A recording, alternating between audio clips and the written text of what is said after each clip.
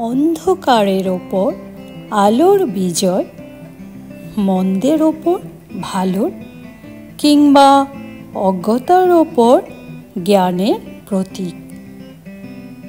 এই মন্ত্রে বিশ্বাস করে সনাতন ধর্মাবলম্বীরা পালন করে থাকে দীপাবলি উৎসব। এই দীপাবলি উৎসব হিন্দুদের প্রধান ধর্মীয় উৎসব।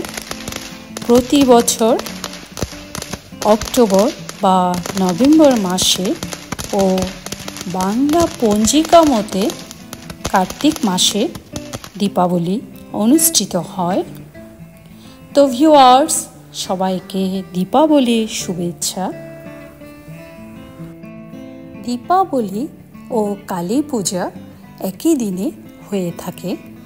আমরা বাঙালি সনাতন ধর্মাবলম্বীরা কালী পুজো পালন করে থাকি ও মালয়েশিয়ায় তামিল হিন্দুরা বেশ জাঁকজমকপূর্ণভাবে দীপাবলি উৎসব পালন করে থাকে।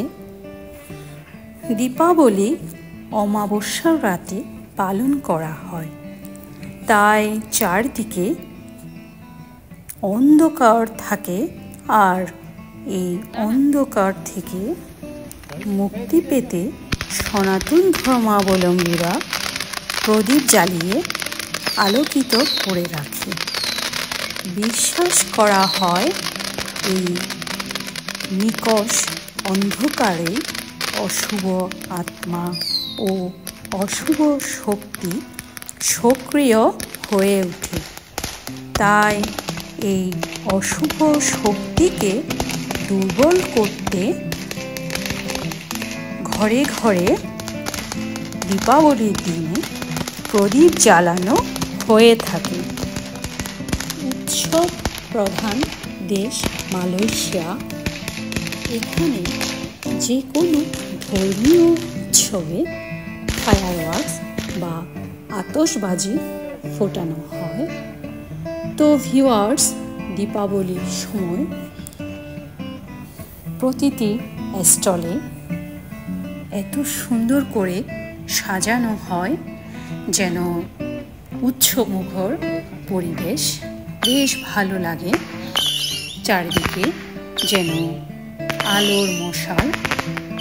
তো ভিউয়ার্স, আমরা কিছু আতশবাজি নিয়ে এসেছি দীপাবলি বা কালী পুজো উপলক্ষে। তো সবাই মিলে, আমরা পরিবারের সবাই মিলে দীপাবলি উদযাপন করেছি এই আতশবাজি জ্বালিয়ে। গত বছর আমরা দীপাবলি উৎসবে এই আতশবাজি ফুটানোর ভিডিওটি করে রেখেছিলাম। হয়তো সময়ের অভাবে শেয়ার করা হয়নি।